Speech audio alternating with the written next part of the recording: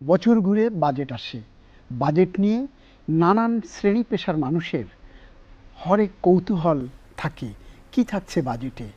শিক্ষা, স্বাস্থ্য, বিনিয়োগ, পুঁজিবাজার, ব্যাংক, এই প্রত্যেকটি খাতের পাশাপাশি মানুষের নিরাপত্তা এবং এই সামাজিক বেষ্টনী, এমনকি ন্যায় বিচারের কোনো দিক নির্দেশনা এই বাজেটের মধ্যে থাকছে কিনা, এমন প্রশ্নও কিন্তু আমরা হরহামেশা শুনে থাকি। এই বাজেট এবার ঘোষণা হতে যাচ্ছে 2 জুন, এবং এই বাজেট সংসদ না থাকায় বাংলাদেশ টেলিভিশনের মাধ্যমে অর্থ উপদেষ্টা ডক্টর সালেউদ্দিন ঘোষণা করবেন বা উপস্থাপন করবেন।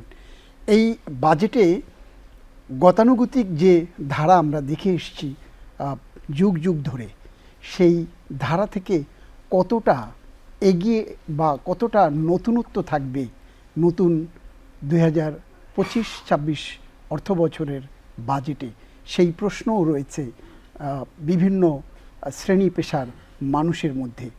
গত 17 বছরের অনিয়ম, অন্যায়, দুর্নীতি, লুণ্ঠন, চোরতন্ত্রের অর্থনীতির মধ্য দিয়ে যে টাকা লুট হয়ে গেছে বা বিদেশে পাচার হয়ে গেছে, সেই টাকা অর্থনীতির মূল ধারায় ফিরিয়ে আনতে বাজেটে কি কোনো দিক নির্দেশনা থাকবে? একইভাবে গত 16 বছরে বা তারও বেশি সময়ে পুঁজিবাজার যেভাবে খাদের কিনারে এসে ঠেকেছে লুণ্ঠন, অন্যায়, অনিয়মের মধ্য দিয়ে, সেই পুঁজিবাজারের পুনরুদ্ধারে কোনো দিক নির্দেশনা থাকছে কিনা নতুন বাজেটে, এসব প্রশ্নের জবাব খুঁজতে আজকে আমাদের সাথে অতিথি হিসেবে রয়েছেন দেশের বরেণ্য 2জন অর্থনীতিবিদ, এবং তাদের সাথে আলোচনায় আমি থাকব সুলতান মাহমুদ। আমি প্রথমে অর্থনীতিবিদ ডক্টর মামুনুর রশীদ, আমি তাকে স্বাগত জানাচ্ছি আজকের আলোচনায়। দেশের শুধু অর্থনীতিবিদ বললেই ভুল হবে, দেশের অর্থনীতিকে যিনি বিভিন্ন আঙ্গিকে চুলচেরা বিশ্লেষণ করেন তাকে আমরা পেয়েছি আমাদের মাঝে। এর পাশেই রয়েছেন ডক্টর আব্দুল মজিদ, যাকে আমরা বিভিন্ন পরিচয়ে পরিচিত হতে দেখি বা বিভিন্ন অঙ্গনে কাজ করতে দেখি। তো এই 2 বিজ্ঞ অতিথির সাথে আমরা আলোচনার শুরুতেই আমি যেতে চাই মামুনুর রশীদ আপনার কাছে। যে বাজেটটি ঘোষণার অপেক্ষায় রয়েছে, সেই বাজেটে কি কি প্রত্যাশা আছে এবং সেই প্রত্যাশার মধ্যে কোনো চ্যালেঞ্জ আপনি দেখতে পাচ্ছেন কিনা? এটা তো অন্তর্বর্তীকালীন সরকারের বাজেট, ডক্টর সালেউদ্দিনের জন্য এটি নতুন বাজেট। যেই সময় বাজেটটি উনি দেওয়ার চেষ্টা করছেন, সেই সময় যদি চারপাশে তাকাই, একটি পরিধানযোগ্য বিষয় হচ্ছে ইতিমধ্যে যে অর্থ বিভাগ নিজেই একটি প্রতিবেদন তৈরি করেছে। সেখানে তারা অর্থনৈতিক ব্যবস্থাপনায় 8টি চ্যালেঞ্জ দেখতে পেয়েছেন। তার মধ্যে সর্বাগ্রে রয়েছে অবশ্যই সেই মূল্যস্ফীতির বিষয়টি, তারপরে ব্যবসা বাণিজ্যের মন্দাভাব, তারপরে বাজারে তারল্যের সংকট, অর্থের তারল্যের সংকট, তারপরে আমাদের যে সামগ্রিক ব্যবস্থাপনা, ফরেন এড ডিসবার্সমেন্টের কিছুটা কমতি, তারপরে ফরেন ডাইরেক্ট ইনভেস্টমেন্টের কমতি। সামগ্রিকভাবে যেহেতু সরকারের মোটা দাগের একটা লক্ষ্য থাকে আমাদের মতো উন্নয়নশীল কিংবা বিকাশমান অর্থনীতিতে, যে অধিকতর বিনিয়োগ সঞ্চালনের মাধ্যমে কর্মসংস্থান সৃষ্টি করা এবং কর্মসংস্থান সৃষ্টির মাধ্যমে দারিদ্র্য বিমোচনকে লক্ষ্য রেখে কাজ করা। আমাদের কিন্তু মানে জাতীয় রাজস্ব বোর্ড বলুন, কিংবা তাদের আয়ের কথা বলুন, কিংবা বাজারে তারল্যের কথা বলুন, সব জায়গায় একটা সংকট। দ্বিতীয় সংকট হিসেবে আবির্ভূত হয়েছে ওই সংকটগুলোর কারণে সরকার নিজেই প্রচুর টাকা ঋণ করছে। যেই কারণে সরকার ঋণ করার ফলে আমাদের অর্থনীতিতে একটি প্রিয় বিষয় হচ্ছে ক্রাউডিং আউট ইফেক্ট, যার ফলে একদিকে হচ্ছে প্রচুর মন্দ ঋণ, আরেকদিকে হচ্ছে সরকার নিজে প্রচুর বড় করছে, যার কারণে যারা hungry stream of the economy, SME খাত, ক্ষুদ্র উদ্যোক্তা, তারা কিন্তু ব্যাংকের কাছে টাকা পাচ্ছে না, কিংবা তারা সামগ্রিকভাবে টাকা পাচ্ছে না। আরেকটি বিষয় হচ্ছে যে আমাদের কোভিড পরবর্তীকালে আমরা দেখেছি যে গ্রামগুলা অনেকগুলা বেশ কিন্তু বন্যার কারণে হোক, কোভিডের কারণে হোক, ফসল হানির কারণে হোক, তারা গ্রামের মানুষ বেশ কিছুটা মানে তারা ইনফ্লুয়েন্স, তারা ক্ষতিগ্রস্ত। প্রচুর সেই খেয়েছে। ক্ষেত্রে সামাজিক নিরাপত্তা বেষ্টনী বাড়ানোর কথা বারবারই বলা হয়। আমরা এবারও প্রাক বাজেট আলোচনায় মাননীয় অর্থ উপদেষ্টাকে বলেছি, অর্থ সচিব এবং এনবিআর-এর প্রধানের সম্মুখেই অন্যান্য অর্থনীতিবিদদের সাথে। সো সেই ক্ষেত্রে ওই যে আয় সংকুলান, আয় কোত্থেকে আসবে? আপনি জানেন একদিকে তো এনবিআর এখন আন্দোলন চলছেই, উনি তো নিজেই ছিলেন ওখানে, সংস্কারের সাথেও কাজ করেছেন আমি জানি। সো সেই ক্ষেত্রে যে এত টাকা পিছিয়ে আছে প্রাক্কলিত আয়ের ক্ষেত্রে, এমনকি সংশোধিত আয়ের ক্ষেত্রেও পিছিয়ে আছে, সেই ক্ষেত্রে টাকা কোত্থেকে আসবে? দ্বিতীয় হচ্ছে IMF টাকা দিবে, বিশ্বব্যাংক টাকা দিবে, এশীয় উন্নয়ন ব্যাংক টাকা দিবে, সেটাও কিছুটা শর্তযুক্ত, প্রকল্প ভিত্তিক। তো সেই ক্ষেত্রে ওখানে যদি ধরেন আপনি এনবিআরকে 2 ভাগে ভাগ করা হবে, সেটা আন্দোলনের মুখে সরকার কিছুটা হলে থমকে গিয়েছে। কি হবে না হবে এটা পরে দেখা যাবে। দ্বিতীয় হচ্ছে ধরুন আপনি এই যে আমাদের আয় হচ্ছে না, তা আমরা কীভাবে ব্যয় করব? সরকারের আকার কমানো যায়নি। এই যে সরকার, নতুন সরকার আসার পরেও সরকারের আকার অপটিমাইজেশন যেটাকে বলা হয়, সেটা আমরা কমাতে পারিনি। 14 লক্ষ লোকের লালন পালনের জন্য সরকারি কর্মকর্তাদের, আর টোটাল মিলে সরকার যদি ধরি 20 লক্ষের কিছুটা অধিক, সেই লোকজনকে মানে পালন করতে গিয়ে, পরিচালন করতে গিয়ে আমাদের বাজেটের বিরাট একটা অংশ চলে যাচ্ছে সরকারের পরিচালন ব্যয় নির্বাহে। সেই ক্ষেত্রে আমরা নতুন কোনো খাতে, যেটা ক্ষুধার্ত খাত, সেখানে যে আমরা মূলধনকে ডাইভার্ট করব, দিব ওই খাতগুলোতে, সেই লাক্সারি আমাদের নাই। এটা লাক্সারি হিসাবে এসে গেছে, কারণ আমাদের ট্যাক্স জিডিপি রেশিও এত কম, আমাদের আয় এত কম। দ্বিতীয় হচ্ছে, তারপর হচ্ছে আমাদের ওয়েস্টেজ, আমাদের ইকোনমিক ওয়েস্টেজ, আমাদের ইকোনমির পরিচালনার ক্ষেত্রে আমরা এফিসিয়েন্সি আনতে পারিনি, আমরা যথার্থ প্রযুক্তির ব্যবহার নিশ্চিত করতে পারিনি। তারপর আমাদের যে এত মন্দ ঋণ, যার কারণে ব্যাংকে নতুনভাবে ক্যাশ ক্রিয়েশন হচ্ছে না, যেটা আমরা অর্থনীতিতে বলি ক্রেডিট ক্রিয়েশনের জন্য সুযোগ সৃষ্টি করা। তো এই কারণে আমাদের অনেক প্রকল্প, কিংবা বিশেষ করে বাংলাদেশ যেহেতু বিগত অনেক বছর ধরে মরহুম সাইফুর রহমান সাহেবের সময় থেকে একটা কনসাস ডিসিশন নিয়েছে যে প্রাইভেট সেক্টর লেড ইকোনমি হবে। প্রাইভেট সেক্টর তো very much capital hungry. Private সেক্টরের মধ্যে 66% হচ্ছে এসএমই। সেই এসএমই তো টাকা পায় না, কারণ তাদের বড় ভাইয়েরা, তাদের কিংবা বড় বোনেরা, তারা সব টাকা নিয়ে গেছে এবং ওই টাকাগুলো আবার ব্যাংকে ফেরতও আসছে না। এমতো অবস্থায় বাজেট প্রণয়ন, বাজেট মানে পরিবেক্ষণ, বীক্ষণ এবং বাজেট বাস্তবায়ন, এটা খুবই কঠিন হয়ে দাঁড়িয়েছে। তারপরে এসেছে যেহেতু একটা সত্যিকার অর্থে অন্তর্বর্তীকালীন সরকার, সেই ক্ষেত্রে বিনিয়োগ হবে কি হবে না, যেটা আমি বলেছি কর্মসংস্থানের কথা বলতে গিয়ে।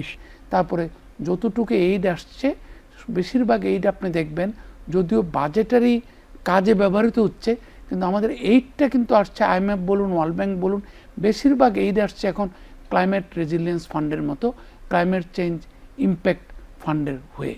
তো সরকার এমতো অবস্থায় যেহেতু ক্রাইসিস চলছে, সরকারের আয় কম, কিন্তু সরকার পরিচালন ব্যয় কমাতে পারছে না।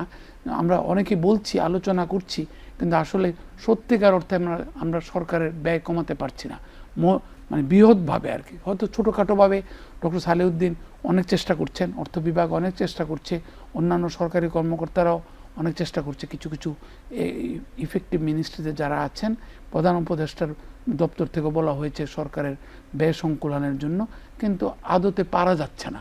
সামগ্রিকভাবে আমি মনে করি যে রাজনৈতিক চ্যালেঞ্জ, অর্থনৈতিক চ্যালেঞ্জে আমরা আছি ইতিমধ্যে, বিনিয়োগ নিয়ে, তারল্য নিয়ে, সরকারের অতিরিক্ত ঋণ করা নিয়ে ব্যাংকিং খাত থেকে, এমনকি ফরেনের ডিসবার্সমেন্ট থেকে, প্রকল্প, জনহিতকর প্রকল্প, জনগুরুত্ব সম্পন্ন প্রকল্প বাস্তবায়নের প্রেক্ষিতে, সেই ক্ষেত্রে এই বাজেটটা নৈমিত্তিক বাজেট হিসাবেই পরিণত হবে আলটিমেটলি।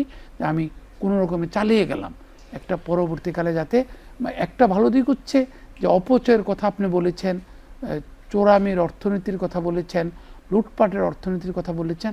আমি মোটামুটি নিশ্চিত যেই সেটটা রয়েছে তারা এগুলা নিজেদের কারণে কিংবা দলীয় কারণে এটা করবেন না। ডক্টর আব্দুল মজিদ, আমাদের যে বাজেট, সেই বাজেটের একটি বড় অংশ আয়ের উৎস হচ্ছে রাজস্ব খাত, এবং আমরা যেটা এবারও দেখলাম যে সরকার যে ঘোষণার অপেক্ষায় যে বাজেটটি রয়েছে সেখান থেকে 7,000 কোটি টাকা গত বছরের বাজেটে বা চলতি অর্থ বছরের বাজেট থেকে কমিয়েছে, কিন্তু রাজস্ব আয়ের জায়গাটাতে কিন্তু আরও বাড়িয়েছে, যদি ভুল না করে থাকি 7% মতো বাড়িয়েছে।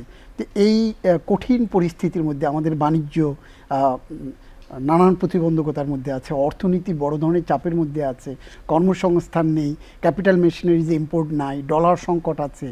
এই পরিস্থিতির মধ্যে বাড়তি এই রাজস্ব আয়ের লক্ষ্যমাত্রা কতটুকু যুক্তিযুক্ত বলে আপনি মনে করেন? ট্যাক্স জিডিপি রেশিও কম,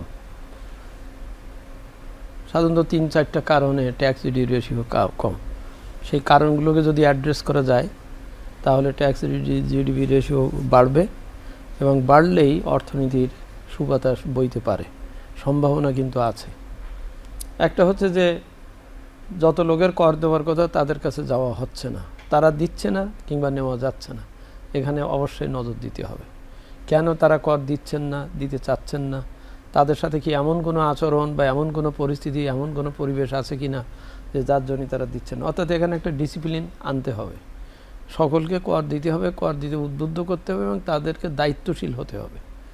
হ্যাঁ, কারণ করদাতারা যদি দেখে যে কারোর বেলায় এক আইন, আরেকজনের বেলায় আর এক আইন, হ্যাঁ, যে দেয় তার উপরেই যত বেশি চাপ পড়ে, আমরা নানানভাবে নানান বিশ্লেষণে দেখেছি, এটা কিন্তু কর না দেওয়ার বা কর দিতে না আসার এটা একটা বড় কারণ। সেই কারণগুলো দূর করতে হবে। কিন্তু এনবিআর কাছে যদি আরও ভালো করে হিসেব চাওয়া হয় যে আরও কত লোকেরে, কত বিদেশিরে, কত জনেরে, কত অজানারে আপনি কি ধরনের দিয়েছেন, কর রেয়াত দিয়েছেন। কর রেয়াত দেওয়ার ক্ষমতা আপনি নির্বাহী ক্ষমতা বলে একটা এসআরও জারি করে আপনি কর রেয়াত দিয়ে যাচ্ছেন, সেটা দেশবাসী সবসময় জানতে পারছে না। এই কারণে কিন্তু সাম্প্রতিককালে যে এটা চলছে যে পলিসি আর বাস্তবায়ন আলাদা করার কথাটা কিন্তু ওই জন্যই উঠছে যে আপনি পলিসিতে কি করছেন, আপনি কিভাবে এসআরও জারি করছেন, কারে দিচ্ছেন না দিচ্ছেন, এই ব্যাপারগুলো। যেমন মেগা প্রকল্পগুলোতে আপনি আপফ্রন্ট বলে দিচ্ছেন ওর আমদানিতে কোনো নাই, ওর এটাতে সেটা নেই, সেটা নেই। এগুলো তো অনেকটা সাপ্লাইস ক্রেডিট টাইপের প্রকল্প। সেখানে যদি আমি আপফ্রন্ট যদি শুল্ক বাদ দিতে হবে না বলি, তাহলে ওই টাকাটা কিন্তু আমার মূল খরচে আমার এতে কিন্তু আসছে না। এখন আপনি জনগণের কাছে দেখাচ্ছেন যে কস্ট ইফেক্টিভনেসের ব্যাপারে আমার তো এখানে ট্যাক্সের টাকা ধরা নাই, ধরতে হবে না।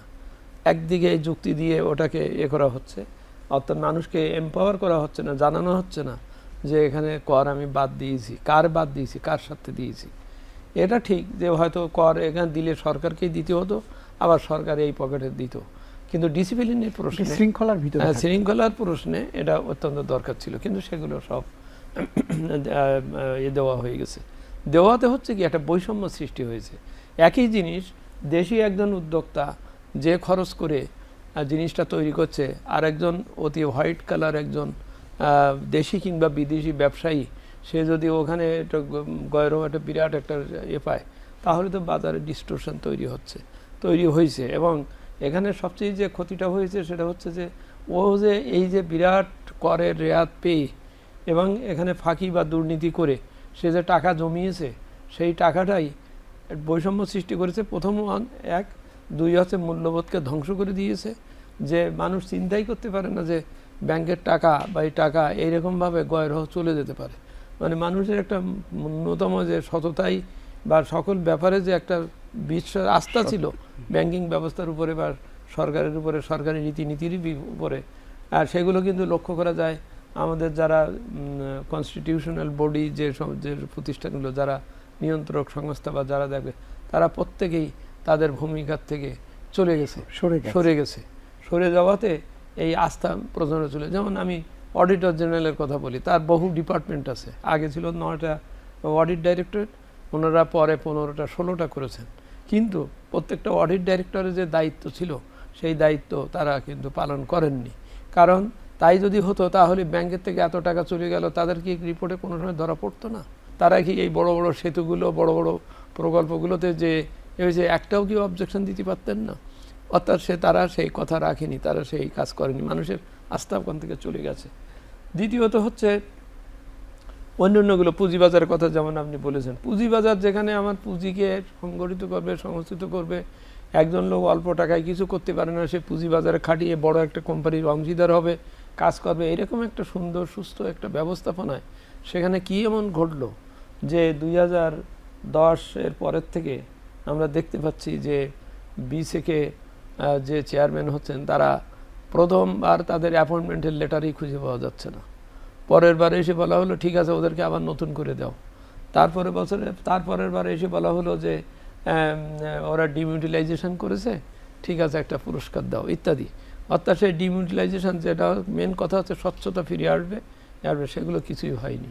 অর্থাৎ রেগুলেটর হিসেবে সে করি না। আর বাংলাদেশ ব্যাংক, কেন্দ্রীয় ব্যাংকের কথা তো সবাই জানে যে সে তার ভূমিকা পালন করতে পারেনি। ফলে এই বিভিন্ন রেগুলেটরি প্রতিষ্ঠানগুলো, কনস্টিটিউশনাল বডিগুলো, ইনক্লুডিং দুদক, এমনকি নির্বাচন কমিশন, তারা ভূমিকা পালন না করাতে জনগণের উপরে, জনগণের যে আস্থা সেটা ঘটে গেছে। এটাই কিন্তু ওই যে ট্যাক্স জিডিপি রেশিওর দ্বিতীয় যে কারণটা বললাম, যে স্বচ্ছতা, জবাবদিহিতা, এটা প্রতিষ্ঠা করা যায়নি এবং প্রচুর রেয়াত দেওয়া হয়ে গেছে। সেই রেয়াতের টাকা অন্যরা নিয়ে গেছে। রেয়াত যদি নিয়ে উনি ওই টাকাটা দেশে রাখতেন, যে উনি রেয়াত পেয়ে সুবিধা করেছেন, ঠিক আছে, সেই টাকাটা যদি উনি দেশে রিইনভেস্ট করতেন, তাহলে অন্তত কিছু লোকের তো চাকরি হতো, কাজ হতো। কিন্তু সেই টাকা নিয়ে তিনি আরেকটি দেশে যেয়ে 40তম ধনী হিসেবে স্বীকৃত হবেন, এইটা তো এর চাইতে বড় আত্মঘাতী আর কোনো কিছু হতে পারে না। কেননা তিনি তার দেশের মানুষকে বেকার রেখে, তার দেশে তার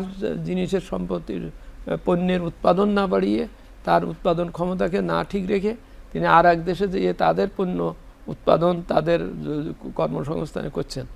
এগুলো হচ্ছে একটা প্রচণ্ডভাবে ওই ট্যাক্স জিডিপি রেশিওর দ্বিতীয় কারণটা, বৈষম্যহীন সমাজ, এটা বৈষম্য সমাজের কারণ এখান থেকে হয়ে গেছে। তৃতীয় কারণ হচ্ছে ট্যাক্স জিডিপি রেশিওর, সেটা হচ্ছে যেমনটি আপনি বললেন রাজস্ব বিভাগ। কিন্তু রাজস্ব বিভাগ এটা কিন্তু একটা রাষ্ট্রীয় প্রতিষ্ঠান। অনেকে সরকারি মনে করেন, কিন্তু আসলে এটা রাষ্ট্রীয় প্রতিষ্ঠান।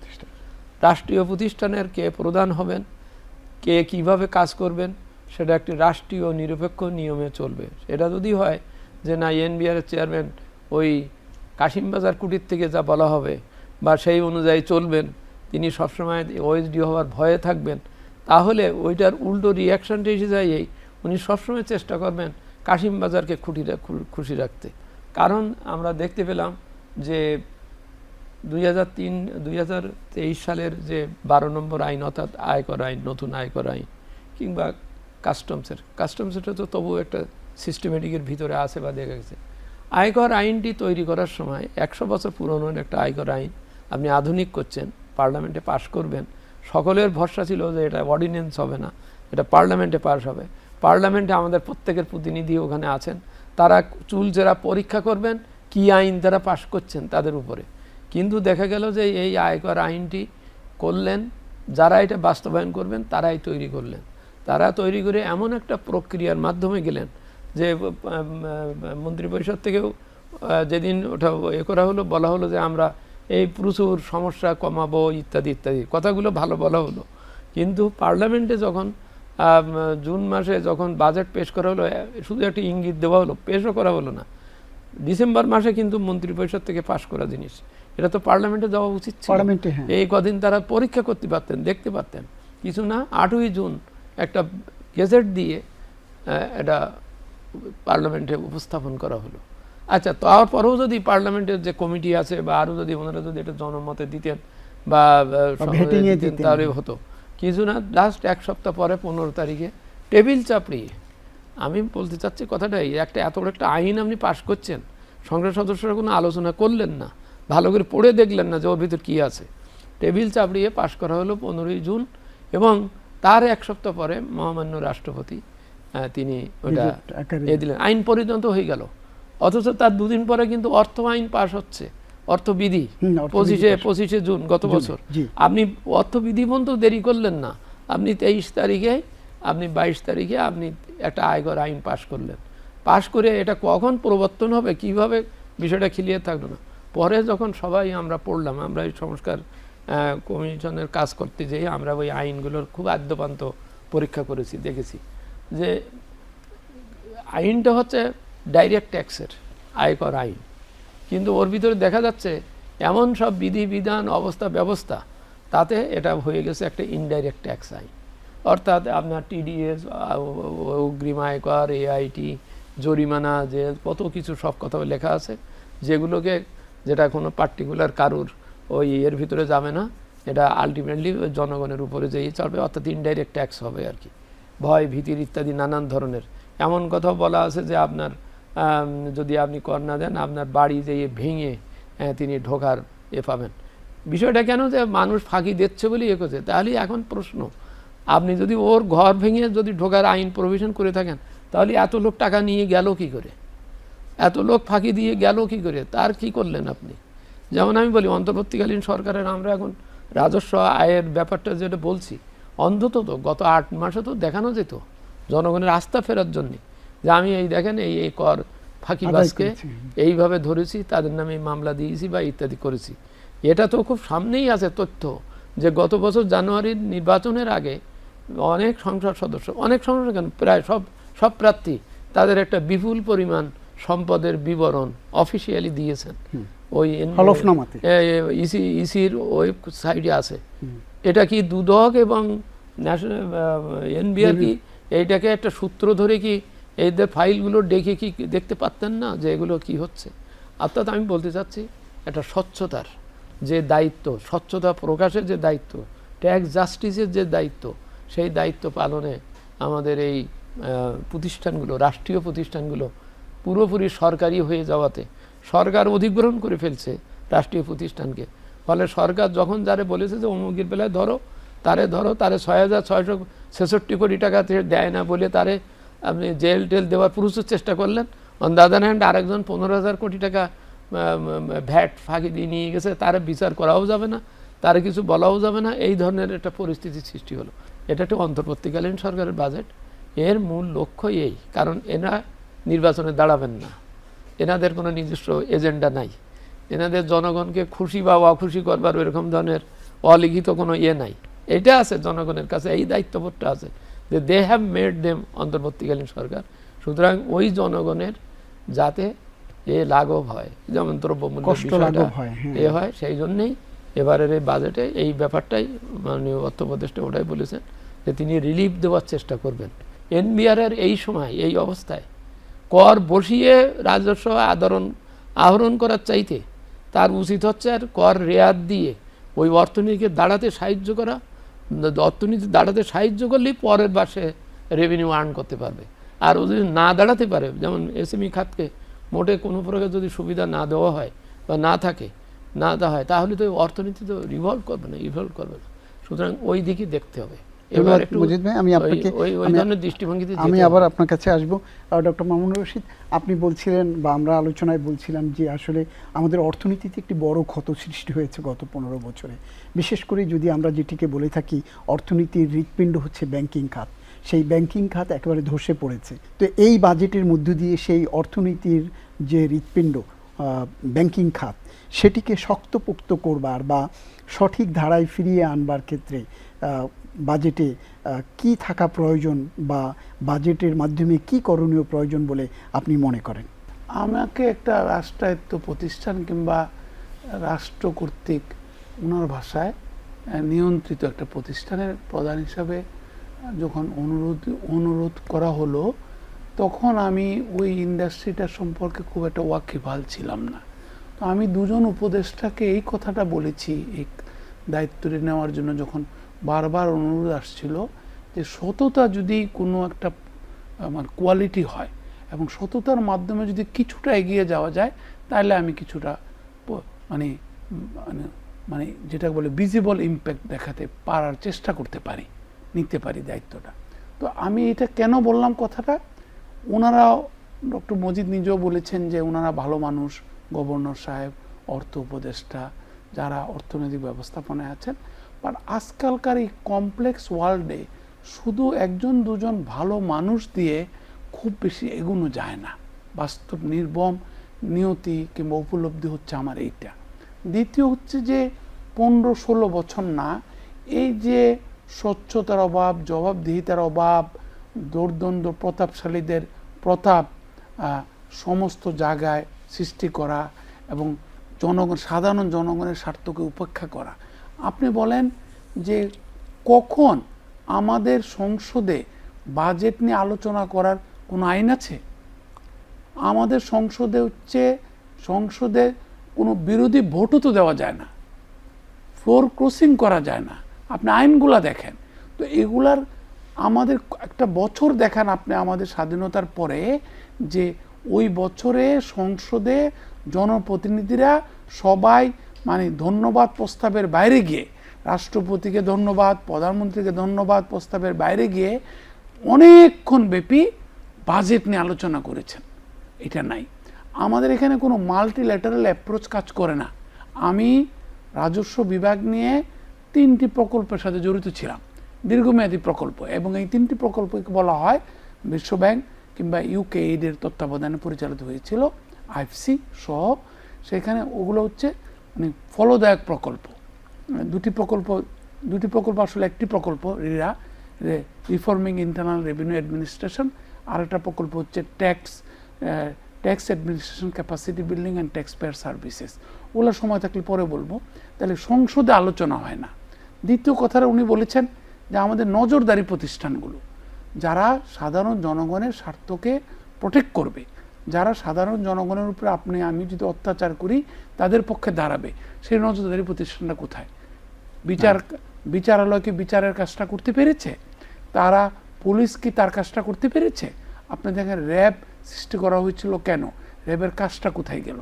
তো যে কারণে হয়েছে কি, বেশিরভাগ এনার্জি চলে গেছে সরকারের কিংবা ওনার ভাষায় রাষ্ট্রের বিরোধী দলকে ঠেঙ্গানোর জন্য, বিরোধী দলকে মানে মুখ চুপ করে দেওয়ার জন্য, কিংবা একটা সাধারণ লোকও যদি, নাগরিকও যদি মুক্তবুদ্ধির চর্চাকে বিকশিত করতে চায় তাকে বন্ধ করে দেওয়ার জন্য, আপনি যে পত্রিকার সাথে জড়িত সেই পত্রিকাটাকে বন্ধ করে দেওয়ার জন্য, গণমাধ্যমের টুটি চেপে ধরার জন্য। তো এই যদি বিরাট একটা এনার্জি যদি এইদিকে চলে যায়, ভবিষ্যৎ বিনির্মাণের জন্য নয়, তাহলে তো কাজটা হবে না। ওনার কথা জের ধরেই বলি আমি, আয়কর আইনে যখন নতুন আয়কর আইন করা হবে, তখন যে ভারপ্রাপ্ত সদস্য ছিলেন উনি আমাদেরকে ডাকলেন।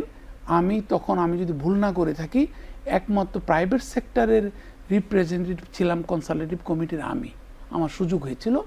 আমি তো নিজে বেশি খুব একটা জানি না, পাবলিক ফাইন্যান্সিয়াল ম্যানেজমেন্ট যদিও আমি পড়েছি, আমার পাঠ্যপুস্তকের অংশ হিসাবে, মাস্টার্সের ডিসার্টেশন হিসাবে হলো, কিন্তু আমরা তখন, যেহেতু আমি প্রাইভেট সেক্টরের রিপ্রেজেন্টেটিভ ছিলাম ওই কমিটির, এই কারণে আমি ভারতে কি হচ্ছে, ফিলিপাইনে কি হচ্ছে, ইন্দোনেশিয়াতে কি হচ্ছে, থাইল্যান্ডে কি হচ্ছে, এমনকি যেটা হচ্ছে সিএস কান্ট্রিতে 1-2টা কান্ট্রি আমরা দেখেছি, তারা ট্যাক্স জিডিপি রেশিও ইমপ্রুভমেন্টে মানে ড্রামাটিক ইমপ্রুভমেন্ট দেখিয়েছে। তো এই কারণে আমরা ওই সমস্ত কান্ট্রির উদাহরণগুলো বিবেচনা আনলাম। কিন্তু একটা মজার ব্যাপার হলো কি জানেন, এগুলো এনে দিলাম, এগুলো আলোচনা করলাম, লিখে দিলাম, ইংরেজিকে বাংলা করে দিলাম কমিটির কাছে। কিন্তু যখন নাকি আয়কর আইনটা বেরোলো, পাশ হলো, ওই যে ডক্টর মজিদ বললেন, যে তখন আমাদের কোনো কিছুই দেখলাম না রিফ্লেকশন। আমরা যে এই যে ইন্দোনেশিয়ায় কি হলো, ইন্ডিয়াতে কি হলো, তখন আমার মনে আছে এই যে সংস্কারের কথা ওনারা বলছেন, আমার মনে আছে ট্যাক্স প্রজেক্টটা যখন আমরা করছিলাম 5 বছর ব্যাপী, 2010 থেকে 2015, তখন পরবর্তীকালে আমি এটা লিড কনসালটেন্টও ছিলাম ওই অ্যাকাউন্টিং ফার্মের পক্ষ থেকে লোকাল। সো তখন আমরা দেখলাম যে এই আইনটির পাশ হওয়ার সময় পরে আমরা বারবার বলেছিলাম যে ইয়েস, কর প্রশাসনকে ভাগ করার হয়তো প্রয়োজনীয়তা আছে, বিরাট জনগোষ্ঠী বাড়ছে, ওই যে কাভার করার ব্যাপার, কাভারেজের ব্যাপার, সবগুলা বিবেচনা করে আমরা ভারত এবং আমার যদ্দূর মনে পড়ে থাইল্যান্ডের রাজস্ব ব্যবস্থাপনাকে আমরা নজরদারিতে এনেছিলাম। এনে আমরা বলেছিলাম যে ভাগটা হবে প্রত্যক্ষ কর এবং পরোক্ষ করের অ্যালাইনমেন্টে, যেটাকে বলে ভারতে আছে direct tax, indirect tax. Direct ট্যাক্সের মধ্যে পড়ে income tax, corporate tax, international tax, আর ইনডাইরেক্ট ট্যাক্সের মধ্যে পড়ে customs, VAT and other duties. So আমরা এরকম তৎকালে আমরা কিন্তু 15 সালেই আমরা কিন্তু এই পরিধানযোগ্য প্রস্তাব রেখেছিলাম। দ্বিতীয় আমরা আরেকটা প্রস্তাব রেখেছিলাম যেটা অনেকেই গ্রহণ করেছিলেন, যে আমাদের কিন্তু এই যে এফডিআর রাখি আমরা, তাই না, সঞ্চয়পত্র কিনি, সুদের উপরে 10% ট্যাক্স কেটে রাখে। তারপর এটা কিন্তু ফাইনাল ট্যাক্স না, এটা হচ্ছে ট্যাক্স ডিডাক্টেড এট সোর্স, যেটাকে বলে সোর্স ট্যাক্স। বাকি আপনার কত আয়কর প্রদেয়, আপনার স্ল্যাব অনুসারে, আপনার আয়কর প্রদান করার যে স্ল্যাবের মধ্যে আপনি বিলং করেন সেইটা অনুসারে বাকিটা আদায় করতে পারলেই আমরা কিন্তু বলেছিলাম যে বিরাট একটা উল্লম্ফন করবে আমাদের রাজস্ব আদায়। তৃতীয় আমরা আরেকটা কথা বলেছিলাম যে ভারতে যেমন আধার কার্ড, আমাদের এই এনআইডিকে ব্যবহার করে ব্যাংকিং সার্ভার এবং আমাদের নির্বাচন কমিশনের সার্ভারকে আমরা যদি ইন্টিগ্রেট করতে পারতাম ভারতের মতো, থাইল্যান্ডের মতো, তাহলে কিন্তু আমরা দেখতে পারতাম এই যে ওনার 10% কেটেছি আমরা এফডিআর থেকে, বাকি ওনার যে প্রদেয় কর হচ্ছে ওনার স্ল্যাবে 20% কিংবা 25% কিংবা যদি উচ্চ ধনী হয় 30% ট্যাক্স সহ, সারচার্জ সহ, ট্যাক্স সারচার্জ সহ, এটা কিন্তু আমরা দেখতে পারতাম। সেটারও কিন্তু আমরা কোনো প্রতিফলন দেখি নাই। এই কারণে আমি আবারও বলছি, আমি কেন আশাবাদী নয়, আমরা কিন্তু ওই লক্ষ্যে কোনো অভিনব, কোনো বিয়ন্ড দ্য বক্স কোনো উদ্যোগ আমরা দেখি না। আমরা কি দেখছি, কয়েকটা ভালো লোকের আনাগোনা দেখছি, যেটা আমরা অতীতের 15 বছর পাইনি। তো এই প্রযুক্তির যুগে, এই বিশ্বায়নের যুগে, এই অভিনবত্বের যুগে শুধুমাত্র ভালো মানুষ, শত আমরা কন্যা সম্প্রদায়ের জন্য একটা ভালো ছেলে খুঁজবো, কিংবা আমার মসজিদের ইমামতির জন্য একটা ভালো মানুষ খুঁজবো, কিন্তু যিনি আমাদের ট্যাক্স জিডিপি রেশিওকে অনেক উপরে নিয়ে যেতে পারবে। আমাদের দেখেন টিন আমরা করেছি এই যাবৎ এত চেষ্টা করে, বিশ্ব ব্যাংকের তত্ত্বাবধানে, IMF এর তত্ত্বাবধানে 1,14,00,000 টিনধারী করেছি আমরা। তার মধ্যে 40 লক্ষ লোকের মতো তারা ট্যাক্স রিটার্ন সাবমিট করছে, কিন্তু ওই যে আগের 14 লক্ষ লোক, 15 লক্ষ লোক, এটা মারামারি কাটাকাটি করে আমরা ট্যাক্স দেওয়ার লোকের সংখ্যা 20 লাখে যেতে পেরেছি। তাহলে আপনি চিন্তা করেন। অথচ উল্টা দিকে 2015 সালে আমি আরেকটা স্টাডির প্রিভি ছিলাম, সেই স্টাডিটা করেছিল বিসিজি, বস্টন কনসাল্টিং গ্রুপ, 2015 সালে। তখন ওখানে দেখানো হয়েছিল $6,500 ডিসপোজেবল ইনকাম আছে এই ধরনের লোকের সংখ্যা হচ্ছে 1,25,00,000 মতো। এবং ওটার পরপরেই BIDS, রাষ্ট্রায়ত্ত গবেষণা সংস্থা, তারা একটা খসড়া করেছিল, একটা গবেষণার, সেই খসড়াতে দেখিয়েছিল $3,500 মাথা পিছু আয় এই ধরনের লোকের সংখ্যা 3 কোটির উপরে। তাহলে আপনি চিন্তা করেন, ওই যে ওনার কথাটা, উনি জাতীয় রাজস্ব বোর্ডে ছিল, তখন আমি দেখা করতাম ওনার সাথে গিয়ে। সুতরাং এই যে $3,500, এইটা মানে হচ্ছে প্রায় এখন 5 লাখ টাকার কাছাকাছি। সো তখন আমরা দেখেছিলাম এই সংখ্যাটা বাড়ছে, উল্লম্ফন হচ্ছে প্রতি বছর 10.5% হারে। তাহলে আপনি চিন্তা করেন জিডিপির গ্রোথের বেশি, এবং এই উল্লম্ফনটা 1,25,00,000 লোক 2015 সালে বিসিজির আলোচনা অনুসারে তারা কর প্রদান যোগ্য ছিলেন, এবং BIDS এর $3,500 মানে আয় ছিল, যার করযোগ্য আয়, তারা ছিল এই তাদের সংখ্যা ছিল 3 কোটির উপরে। তাহলে আমার কেন মাত্র 20 লক্ষ লোক কর দেয়? তাহলে হয় উনি সত্য যে কর প্রশাসন জনগণের কাছে যেতে পারছে না, কিংবা কর প্রদানযোগ্য জনগণের কাছে যেতে পারছে না, এইটা। আর তৃতীয় একটা কথা বলি, এই কারণে যেহেতু আমরা কর খাতকে সম্প্রসারিত করতে পারছি না, কর রেয়াতের কথা উনি অনেকক্ষণ ব্যাপী বললেন, আমরা নিজেরও করিডোর আলোচনা করছিলাম আপনার সাথে, যে আমরা কখনো বিজ্ঞানসম্মত কোনো ব্যাখ্যাই পাইনি রাজস্ব বোর্ড থেকে যে ওনার কর কেন রেয়াত হবে, আমি কেন একই সেক্টরে থাকার পর আমার করটা রেয়াত পাবো না। আমি ওখানে রাজনৈতিক, colour, DNA test, A positive রক্ত না B পজিটিভ রক্ত, এগুলা বিবেচনা করতে করতে আমরা অত্যন্ত নিরুৎসাহিত হয়েছি। তৃতীয় যে কথাটি আমি বলতে চাই, এটা বলে করের সাইডটি শেষ করবো, আপনার প্রশ্নের উত্তরে চলে আসবো। সেটা হচ্ছে যে দেখেন আপনি, সোনার হাট যে হাঁস ডিম পারে, আমরা দেখেন আমরা কাজকর্মে জড়িত, চাকুরিতে জড়িত, আমাদের উপর কিন্তু এবারও যারা উচ্চ আয়ের বলে আমাদেরকে দেখানো হচ্ছে। তো আমি ঢাকা শহরে যারা নিজেদের বাড়িতে এখনও থাকে, সব অ্যাপার্টমেন্ট হয়ে যাচ্ছে, তারপরও বাড়িতে থাকে, তাদের ট্যাক্স আপনি যদি আপনাকে কোনো গ্রাহকের গোপনীয়তা রক্ষা তাদের আমাদের কনস্টিটিউশনাল অধিকার, আদা তাদের সাংবিধানিক দায়িত্ব, যাতে রাজস্ব বোর্ডের হয়তো বলা উচিত না, কিন্তু আপনাকে যদি সুযোগ করে দেওয়া হতো, আপনি যদি তাদের ট্যাক্স কত দিয়েছে তারা দেখতেন, আর আমরা বছরের পরে বছর কত ট্যাক্স দিচ্ছি প্রতি বছর। গেল 25 বছরে আমি প্রকাশ্যেই বলছি, গেল 25 বছরে আমি কত টাকা আয়কর দিয়েছি, এটা আমার দায়িত্ব। আমি যেহেতু উচ্চ আয়ের একজন প্রফেশনাল, আমার দায়িত্বের মধ্যে পড়ে আমার কর দেওয়াটা, এটা নাথিং গ্রেসাস আর কি। কিন্তু তার বিনিময়ে আমি কি পেয়েছি এটা যদি আপনি দেখেন একটুখানি, তারপরে আমাদের দেখেন আপনি ভূমি রেজিস্ট্রেশনে বনানীর জমি যখন 1 কাঠা আদান প্রদান হয়, সেখানে ভূমি রেজিস্ট্রেশনের ওখানে দপ্তরে কত টাকা দেখানো আছে আদান প্রদানের জন্য, মালিকানা পরিবর্তনের জন্য, আর আদতে সত্যিকার অর্থে বনানীর 1 কাঠা জমির দাম কত, গুলশানের 1 কাঠা জমির দাম কত, বারিদারের 1 কাঠা জমির দাম কত, এগুলো ঠিক করা হয় নাই কেন গেল 50 বছরে? এটাকে কেন একটা ডাইনামিক প্রসেসের মধ্যে আমরা যেতে পারি নাই? এই লক্ষ্যে কি আমরা গেল 9 মাস কোনো উদ্যোগ দেখেছি যে সংস্কারের উদ্যোগ? তো রাজস্ব প্রশাসনকে ঢেলে সাজাতে হবে। ওনারা কয়েকজন এসেছেন ভালো মানুষ, ওনারা কিছু দিয়েছেন, তারপরে প্রচুর প্রতিবাদ, তারপরে সরকার তো পিছু হতে বাধ্য হলো। এই যে দেখেন 2 সপ্তাহে আমরা কত টাকার রাজস্ব আয় হারালাম আমরা। এই বাজেট আসছে, সরকার তো নতজানু হয়ে গেল, হলো বাজেট আসছে, সব কিছু বন্ধ, টাকা আদায় হচ্ছে না, অথচ জুন মাস is so important, May June very মানে ক্রিটিক্যালি ইম্পর্টেন্ট। আমাদের আয়করের বিরাট একটা অংশ কিন্তু আসে জুন মাসে। সরকার তো একটা ভয়ের মধ্যে পড়ে গিয়েছিল যে আমার যদি এই আন্দোলনটা, এই পেন ডাউনটা, অসহযোগিতাটা যদি জুন মাস পর্যন্ত গড়ায়, this poor country cannot afford. তো আমরা তো বারবার এভাবে নতজানু হয়ে যাচ্ছি, নতুন কোনো উদ্যোগ নিতে পারছি না, নতুন কোনো উদ্যোগ বাস্তবায়ন করতে পারছি না, কোনো নতুন প্রকল্প নিতে পারছি না। আপনি দেখেন আমরা সেই মরহুম সাইফুর রহমানের সময় থেকে আমাকে মিস্টার মনমোহন সিং নিজে মাত্র 1 মিনিটের আমার সাথে সাক্ষাৎ হয়েছিল দিল্লিতে একটা অনুষ্ঠানে, ওয়ার্ল্ড ইকোনমিক ফোরামে তৎকালে। সো তখন উনি আমাকে বলেছিল, I like your finance minister, mister Saifur রহমানের কথা বলেছিলেন উনি, যে উনি ভ্যাটটা ইমপ্লিমেন্ট করে ফেললো, আমরা জিএসটি ইমপ্লিমেন্ট করতে পারলাম না।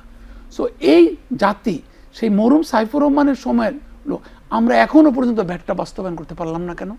এখনো পর্যন্ত আপনি জানেন ভ্যাট বাস্তবায়নের জন্য যে প্রযুক্তি সহায়তার জন্য যে কোম্পানিকে দেওয়া হয়েছে, that came out to be a hoax company. একটা প্রভাবশালী লোকের মেয়ের মানে প্রতিষ্ঠানের সাথে সম্পর্কিত, তারা ওই বিদেশি প্রতিষ্ঠানকে রিপ্রেজেন্ট করতো, they could not do anything. আপনি দেখেন প্রত্যেকটা প্রকল্প আবার সময় বাড়ানো হচ্ছে, খরচ বাড়ানো হচ্ছে, কষ্ট বাড়ানো হচ্ছে, সময় বাড়ছে, কোনো পাবলিক ইন্টারেস্ট প্রকল্প আমরা বাস্তবায়ন করতে পারি না, কোনো পাবলিক ইন্টারেস্ট প্রকল্প আমরা প্রকল্প প্রদান পাই না। আমরা বারবার প্রাক বাজেট আলোচনায় মাননীয় অর্থমন্ত্রী, মাননীয় অর্থ সচিব, এখন মাননীয় অর্থ উপদেষ্টাকে বলেছি যে প্রকল্প একটা ক্যাডার তৈরি করেন, প্রকল্প বাস্তবায়ন ক্যাডার। কারণ আমরা সাতক্ষীরার ডিসিকে এনে প্রমোশনের পরে একটা ইন্স্যুরেন্স প্রকল্প $300 মিলিয়ন প্রকল্প বাস্তবায়নের জন্য প্রকল্প পরিচালক করি। বেচারা no accounting, no finance, no insurance, ওই শিখতে ওনারা আর একটা রিটায়ারমেন্ট এসে যাচ্ছে। সো রিটায়ারমেন্টের যদি পোস্টিং হয় একটা জনহিতকর ভবিষ্যৎমুখী প্রকল্প বাস্তবায়নকারী প্রকল্পের পরিচালক হিসাবে, সেই প্রকল্প তো কোনোদিন বাস্তবায়নের মুখ দেখবে না। তো ওইগুলো ঠিক না করে আমরা যদি হঠাৎ করে ফ্লাওয়ারি কথাবার্তা বলি যে বাজেট কেন বাস্তবায়িত হচ্ছে না, কেন আমার ট্যাক্স জিডিপি রেশিও বাড়ছে না, তারপরে হচ্ছে যে আমাদের কর প্রশাসনকে আধুনিকায়ন করা। কর প্রশাসনের মধ্যে বারবার একটা টেনশন চলছে, যেটা নাকি তাদের বিবৃতিতে বলেছে আমাদের টিআইবি, যেটা কর প্রশাসনের সাথে জনপ্রশাসন যারা চালান তাদের মধ্যে একটা টেনশন সবসময় কাজ করতো। তো ভালো একটা লোক আসলো বাইরের থেকে, তারা কর প্রশাসনের লোকেরা তাকে পুরোপুরি কাজ করতে দিত না। আবার কর প্রশাসনের লোকরা যারা প্রচুর খাটাখাটনি করতো, তারা মনে করেন যে বাইরের থেকে একজন যেহেতু চেয়ারম্যান আসেন, please don't miss understand me, so তখন ওনারা ওই সত্যিকার সৎ যে কর প্রশাসনের কর্মকর্তারা তাকে অ্যাপ্রিসিয়েট করতে পারবে না। তো এই সমস্ত অমীমাংসিত বিষয়গুলোকে মীমাংসা না করে আপনি যদি একটা বৈপ্লবিক পরিবর্তন আনতে চান, যে কেন আমার গোলাপ কেন কালো, গোলাপ কেন লাল না, গোলাপ কেন সাদা না, এটা হবে না।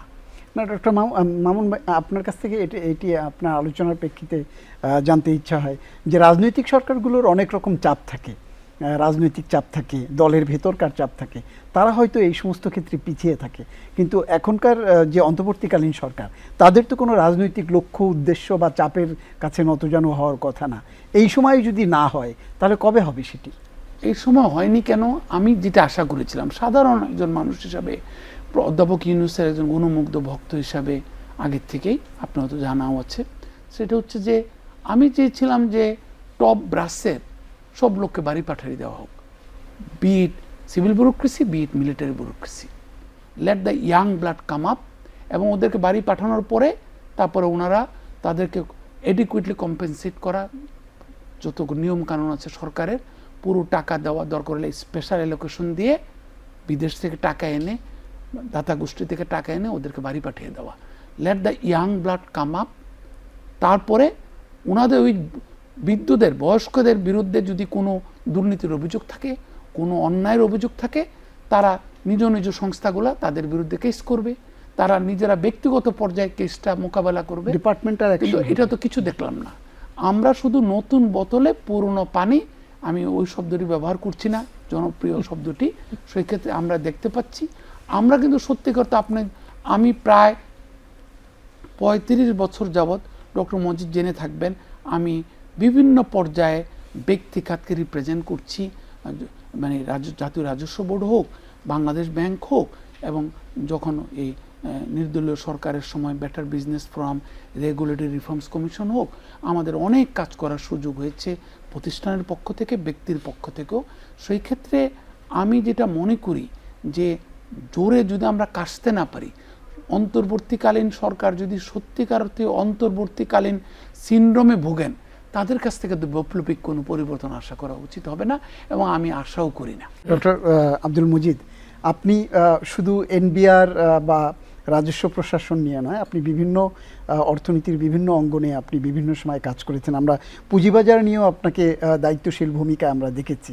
তো আমাদের পুঁজিবাজার, আপনি যেটি বলছিলেন যে 2010 থেকে যে ধস নেমেছে, সেটি এখনও অব্যাহত আছে এবং এটি একটি খাদের কিনারায় গিয়ে ঠেকেছে। যারা পুঁজি বিনিয়োগ করেছিল, ক্ষুদ্র বিনিয়োগকারী থেকে শুরু করে প্রাতিষ্ঠানিক বিনিয়োগকারী, তাদের মধ্যে নিত্য নতুন করে হাহুতাশ আমরা শুনতে পাই।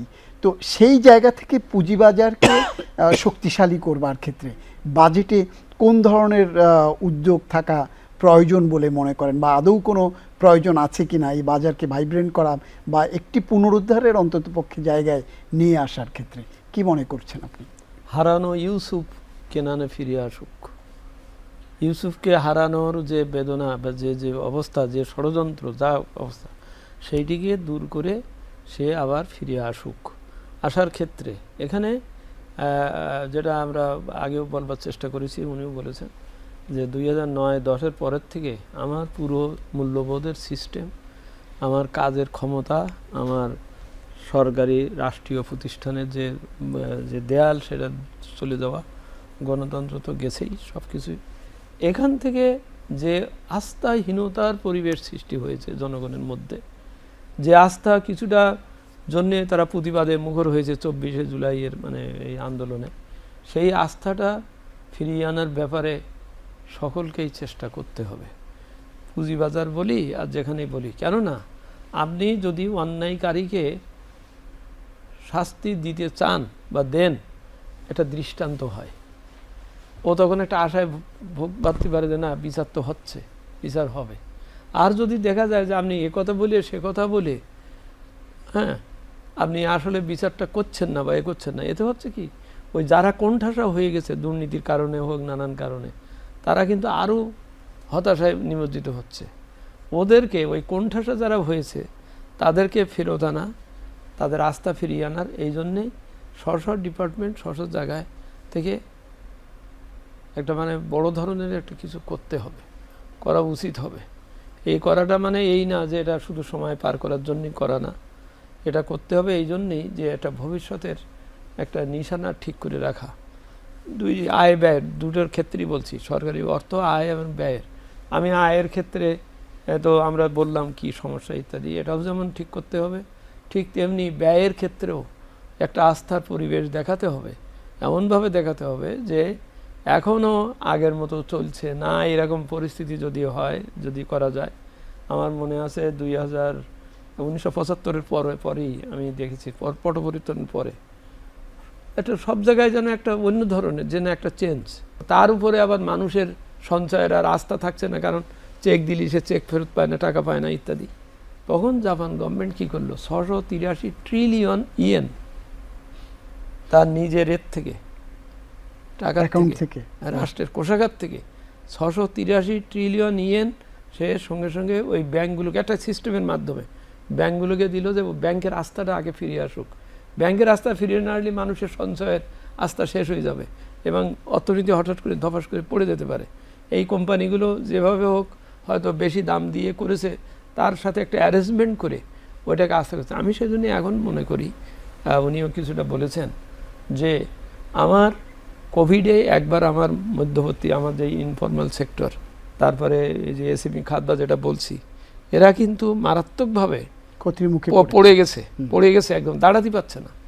আর বড়রা করেছে কি, আমার হয়েছে সেই বিখ্যাত 30,000 কোটি টাকার সেই ইনসেনটিভ টাকা, পুরো টাকাটা নিয়ে গেছে খুব সহজে, কারণ ব্যাংকের মালিক ওনারা নিজেরাই নিয়ে নিয়েছেন, ওর কোনো কষ্ট পেতে হয়নি। নিয়ে সেই টাকা কোথায় আছে এই প্রশ্নটা জাতির সামনে থেকে জিজ্ঞেস করা উচিত। ওই লোকগুলোকে ডেকে এনে আমার টাকাটা কোথায় রাখছেন, আমরা দেখান আমার টাকাটা কই, বলেন যে হ্যাঁ আমি পুকুর কাটেছি অথবা এই করেছি। এটা আস্থা ফিরানোর জন্য প্রয়োজন এই জিজ্ঞেস করা। আর ওই ছোটদের ওদের সেই 20,000 কোটি টাকা যেটা ইনসেন্টিভ ছিল তাদের কিন্তু দেওয়া যায়নি শেষ পর্যন্ত। এখন আমরা ওই বিভিন্ন প্রতিষ্ঠানের মাধ্যমে 4% সুদে টুদে ইত্যাদি দিচ্ছি। আমি মনে করি এখানে সরকারের একটা টোটাল একটা ডিসিশন নেওয়া দরকার, একটা বিশেষ ফান্ড গঠন করা দরকার, যে আমার এই মধ্য এবং এদেরকে আমার দাঁড় করাতে হবে। ধন্যবাদ ডক্টর মজিদ, মামুনুর রশিদ, আপনাদের দুজনকে আমাদেরকে সময় দেওয়ার জন্য। প্রিয় দর্শক, আলোচনা আমাদের শেষ পর্যায়ে চলে এসেছে। তার আগে বলে রাখি যে আলোচনাগুলো হলো যে বাজেট ঘোষণার অপেক্ষায় রয়েছে, সেই বাজেটে কতখানি তার প্রতিফলন আছে বা দিক নির্দেশনা আছে, সেটি বাজেট ঘোষণা পর্যন্ত আমাদেরকে হয়তো অপেক্ষা করতে লাগবে। কিন্তু বাজেট ঘোষণার পরেও যে দিক নির্দেশনাগুলো আছে, বাজেট পাস হওয়া পর্যন্ত আমরা আশা করতে চাই, আমরা দেখতে চাই বাস্তবে সেগুলো। আমরা আজকে যে আলোচনাগুলো দুজন বিজ্ঞ অতিথি করলেন, যাদের এই বাজেট বাস্তবায়ন এবং রাজস্ব আহরণ, পুঁজিবাজারের উন্নয়ন, ব্যাংকিং খাতকে পোক্ত ভিত্তির উপর দাঁড় করানো বা পুনরুদ্ধার, এই বিষয়গুলোর যে পরামর্শগুলো উঠে এসছে সেগুলোকে বাজেটের মাধ্যমে বা সরকার যে কোনো বিবেচনায় সেগুলোকে কাজে লাগাবেন, বাস্তবায়ন করবেন এবং আমাদের অর্থনীতি নিশ্চয়ই একদিন ঘুরে দাঁড়াবে, সেই আশাবাদ ব্যক্ত করে আজকের আলোচনা এখানেই শেষ করছি।